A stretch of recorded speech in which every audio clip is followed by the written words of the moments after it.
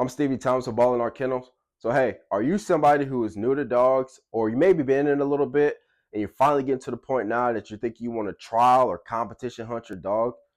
Competitions are a great way to meet new people who have the same ideas as you do as far as dogs go. And I've done a decent amount of competition hunts, but there's definitely a few things I wish I had known or thought about before I went to my first competition.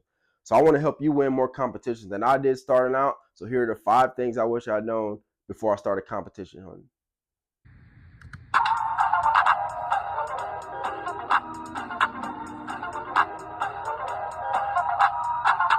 Number 5, I would say, is figuring out which sanction or which kennel club that you want to trial your dog under. There's so many of them out there, so you have a good variety to pick from. I mean, you just look at, you got AKC, UKC, NKC, you have Little Pack and Beagles, you got SPO dogs, you got PKC professional. There's just so many different realms that you can look into.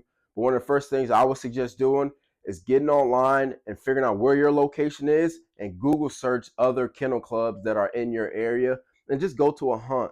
Reach out to the person who runs the club. Most people are really genuine. They're really nice, especially if you're somebody new to it.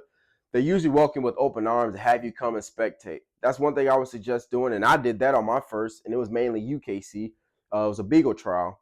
I reached out to the kennel club owner, say, hey, I'm new to it. I want to see how it works, see what goes on. And he invited me down, and I was able to walk along with the cast, and it really helped me get my feet wet and figure out, is this really something I want to do or not? That's my, I would say, I would suggest really getting into it and figuring out which sanction you want to run or which kennel club you want to be a part of to trial your dog in, and start there. Back off for number 5. Number 4 for me would be knowing the rules. Once you figured out which kennel that you want to trial your dog under, again, that's AKC, UKC, and I've done most of mine in UKC and NKC. Once you figured out which trial or which kennel club that you want to trial your dog under, get your hands on the rule book. Most of the actual rules are actually a pretty thick document, but a lot of times you can get a hold of a scorecard and most sanctions, and they have a quick reference guide on the score, on the rules on the back of the scorecard. A lot of that comes with knowing how you get points, knowing how you get minus points, understanding what minus points even are. There's just a whole bunch of information on the back of those cards. That's one thing you really want to look into. When I first started, I really didn't know the rules. Most, whether it's beagles or coon dogs, all I really know is to strike my dog and either tree my dog or call the line when I saw a rabbit. That's basically all I knew going into a lot of this stuff. Again, get one of those reference cards, get one of those scorecards, and you have a reference guide on the back, making sure you're pretty familiar with those rules. Again, it's going to be a learning process, and I don't want you to get discouraged. I mean, think about it. When we were young, and let's say we played tic-tac-toe for the first time, and whoever taught you that, more likely they won. And why did they win? Probably because you didn't even know the rules. You didn't know if you put circles and X's in the corners, more likely you have a better chance of winning.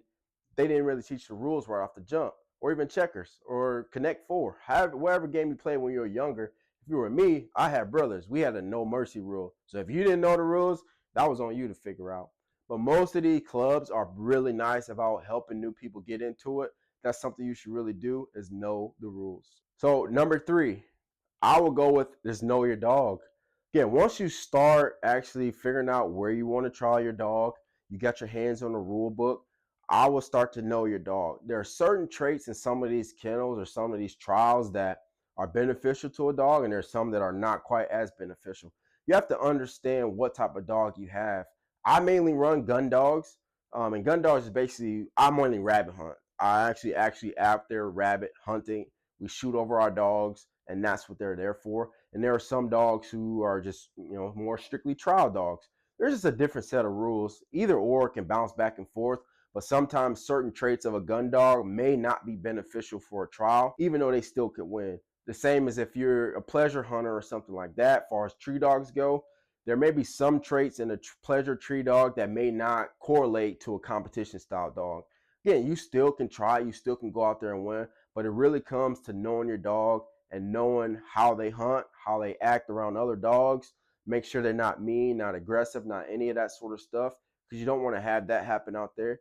But it really comes to knowing your dog, knowing their strengths, weaknesses, and then put them out there and see how they do. With knowing your dogs, you have to call your dog. You have to know what their bark sounds like.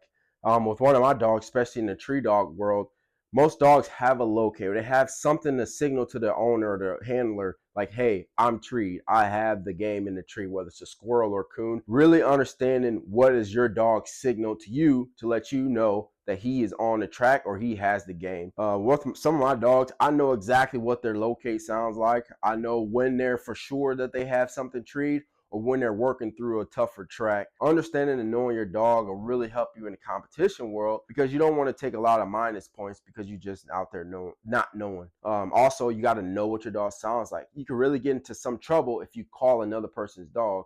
Again, when you're first starting out, most people are lenient, but there are some people out there who really are out there to win, which is nothing wrong with that. They may not be as lenient. So before you actually go, just really know your dog, have a real connection with them, know what he sounds like, know what he acts like. It'll just help you out. Number two, I'll probably say, is practice. Now we've gotten to the point where we know where we want to trial our dogs at. We have our hands on the rules and we know our dog. So now it's time to put them in hunt situations. So most of the time in those scorecard, depending on where you decide to try your dog at, you want to try your best to put your dog in those hunt situations. Most hunts have a time limit. There's times you have to tree a dog. There's times you have to call a line. There's different things, and we're just talking about beagles and tree dogs here. You have to know all that sort of stuff, and now you're to the point to put your dog in those situations the best you can. Keep a stopwatch. Time your dog on these certain activities, and we can go super in depth on that. And if somebody wants me to, I can make another video on talking about some of that. But for the sake of this, we're just going to keep it basic. Is really just practice. Once you figure out where you want to hunt your dog in, get your hands on the rule book, and now put your dog in those situations that are closely related to a hunt. I played football in college and played football and basketball my whole life. You want to practice really hard so when it comes time for the game, it's just easy. And the number one thing I learned when I first started trialing is guiding yourself. Now, you may not want to start out doing this right away, but I'm telling you, if you have the ability to do it, do it. And the reason I say that is you'll quickly learn that your definition of rabbit cover or your definition of a coon woods or a squirrel woods may not be the definition of somebody else's. Most clubs will love to have an extra guy if they can get their hands on it, because that's one of the tough things about running a club or running a trial is having enough guides to take people in places. Again, most of them try really hard, but not everybody's definition of rabbit cover or squirrel woods or coon woods is the same. So if you have the ability to put yourself in the best position in the place that you know for sure they're game, whether that's running rabbits, treeing squirrels, treeing coons, whatever it is, if you can put yourself in the best position to where you know that game species y'all after is in this location. Now it could be different if the dogs do their part and actually show you the game, but you know without a doubt there is enough game in here for something to happen. I tell you what, I've driven as far as 7.5 hours, and I basically, on a coon hunt, basically got put in a rabbit patch. We didn't tree any coons, we didn't get any scores. It is nothing against the guide or any of that sort of stuff, but just your definition of what coon woods would be, or rabbit brush, or rabbit timber, or rabbit cover would be, may not be somebody else's. So you really got to take that into consideration before you decide to travel a long ways. If it's an area where you hunt, or it's your home range or your home club or something like that, once you get to that point, start going around and asking landowners, hey, I'm a competition person, or I like to trial my dogs. I do the X, Y, and Z of my dogs. I was wondering if, on such and such date, could I bring a cast of guys in here? It will not be more than 4 guys. We'll be in here for less than X amount of time, and see if they will allow you to hunt. The more places you have to give you the better opportunities to win a hunt. Most of the time you can ask the landowners and just ask, hey, what's your favorite place to get food? And give them a gift card. Give something to that landlord just as a thank you. Make sure that if you do get permission to take a cast to a place, that you thank that guide. You make sure everybody you come with, they don't leave trash out there. They be super respectful. So that way you have another connection, be able to take people on a trial. I'll tell you what, guiding yourself is probably number one, I would say, when you can, to allow yourself to win more trials. So those are just 5 quick ones that came to my mind. There are so many others that we can dive into and make that list a lot bigger, or even go more in depth on some of those that are already on the list.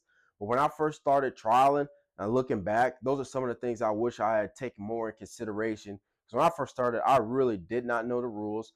I knew my dog fairly well, but there are some things in competitions that may not favor a regular gun dog or may not favor a pleasure dog. But there's some stuff you can work on and tweak here and there if it's what you decide to do and you want to take competition hunting a little bit more serious. Practice hunting, getting the hands on the rules and figuring out what's going on with that.